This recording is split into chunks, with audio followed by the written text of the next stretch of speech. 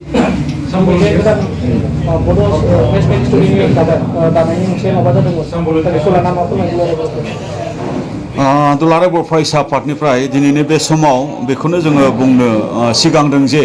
दिनै ससियेल मिडियानि गेजेरजों क'क्राझार नोगोरावनो थानाय अमश्री हटेलाव बड' नेसनेल स्टुडेन्टस इउनियन बेबायदि मोनसे फरायसा आफाद माने जोनोम जानाय बेबायदि जोङो नुनो मोनदों आरो बे जोनोम जानायनि गुदियाव मा दङ बेखौ जोङो उदिस लानानै बा बेखौ जोङो तदन्त खालामनायनि गेजेरजों जों जिखिनि दा जों मिथिनो मोनदों बे कमप्लिटलि पलिटिकेल मोनसे इन्ट्रेस्ट आरो पलिटिकेल मोनसे एजेन्डा थांखिखौ लानानै जोनोम होजानाय बा जोनोम मोननाय बियो मोनसे फरायसा आफाद होननानै जोङो बेखौ मिथि मोनदों मानोना बिपिएफ हान्जाया पलिटिकेल इन्ट्रेस्टनि थाखाय बा पलिटिकेल एजेन्डानि थाखाय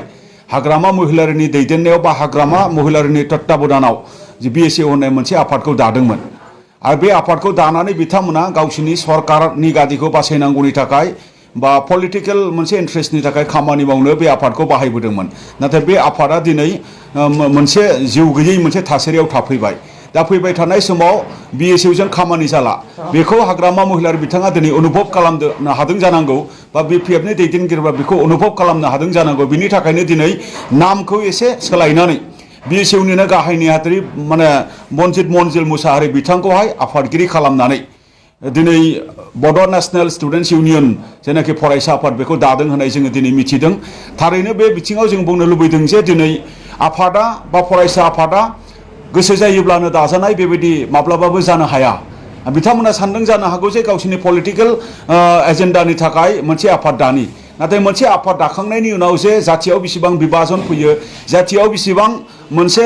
माने सौदावलायनाय मोनसे थासारि फैयो जाथियाव मोनसे कनफ्लिक्ट फैयो जाथियाव मोनसे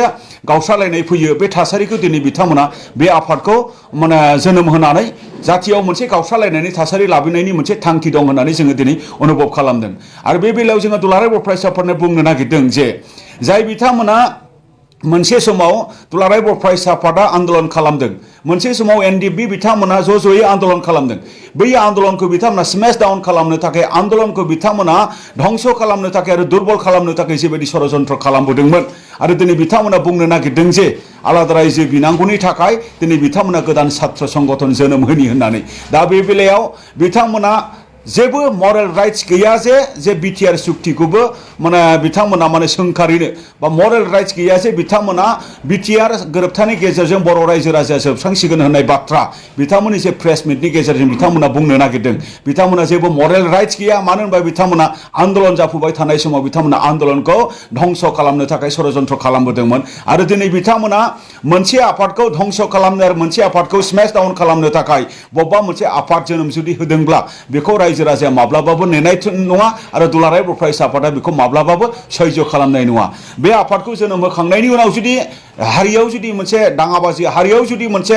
माने ब्लाडसेड जुदि जायोब्ला बे रेसपन्सिबिलिटिया बिपिएफनि दैदेनगिरि आरो बे आफादनि जायफोर आफादगिरि नेहाथारि जादों बा बे आफादखौ दानायाव जायफोर लिड लादों बिथांमोननि मोनसे रिस्क एन्ड रेसपन्सिबिलिटि बिथांमोननि थागोन जोङो बेखौ बुंनो नागिरदों दा रायजो राजाफोरनिसिम खावलायनो लुबैदों दिनै बिएसइउआ बिपिएफ हान्जाजों दाजानाय मोनसे आफादमोन आरो दिनैनि बे गोदान फरायसा आफादाबो बिपिएफ हान्जानि जोथोन लानायावनो बिपिएफ हान्जानि सिन्था बिपिएफ हान्जानि मेलेमावनो माने सिखांनानै बियो मोनसे फरायसा आफादखौ दादों बेखौ बियो मोनसे दिनै प्रमाणित जाफैबाय मानो होनोबा दिनै प्रेजेन्ट बिएसइउनिबो माने मनजित मनजिला दासिमबो गाहाय नेहाथारि आरो बिथांखौनो माने नैबे गोदान आफादनिबो प्रेसिडेन्ट खालामदों आरो बिथांमोननि जे टिमाव दङ बिथांमोननि गासैबो टिमाव थानाय बिथांमोना गासैबो माने बे बिएसइउ बेकग्राउन्डनि मानसि आरो बिथांमोनखौ बयबो सिनायो माने दा बेखायनो बे बाथ्राखौ लानानै जोंनि फरायसाफोर जोंनि इयुथफोर जोंनि रायजो राजाफोर मिसगाइड जानांगौनि बाथ्रा गैया मिसलिड जानांगौनि बाथ्रा गैया बिथांमोननि बाथ्रा आरो बिथांमोननि जेनाखि एजेन्डा बियो गावसिनि सललि पलिटिकेल एजेन्डानि थाखाय बेखायनो रायजो राजाफोरा बे बाथ्राखौ लानानै कनफिउज जानो गोनां गैया दुलाराय बर' फरायसा आफाद हिसाबै जे दिनै गोदानै मोनसे बिथांमोना हारिनि गेजेराव बा समाजनि गेजेराव मोनसे दावराव दावसि लाबोनायनि जेनाखि षड़यन्त्र बेखौ दिनै बिथांमोना खालामदों आरो बेखौ नुनानै जोङो थानो हायो दुलाराय बर' फरायसा आफादा दिनै जोङो प्रेस बिबुंथिनि गेजेरजों बेखिनि बाथ्राखौ जोङो दिनै बुंनो नागिरदों दा बे बेलायावनो दिनै मोनसे थासारि फिसा माने जागायजेननायावनो दिनै बिथांमोना मोनसे भायलेन्सनि जेनाखि मोनसे इनसिडेन्ट बेखौ खालामजेननाय बियो फोरमान जादों मानो होनोब्ला बिथांमोननि जेने प्रेस मिट खालामनाय बे प्रेस मिट खालामनायाव जिहेथु बियो मोनसे हटेल जिहेतु बेवहाय मोनसे रेस्टुरेन्ट दङ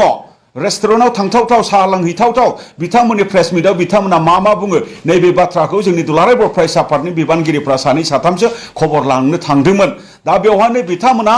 जोंनि बिबानगिरिफोरखौ एटाक खालामदों आरो बिथांमोना ड्रामा खालामनानै बै हटेलनि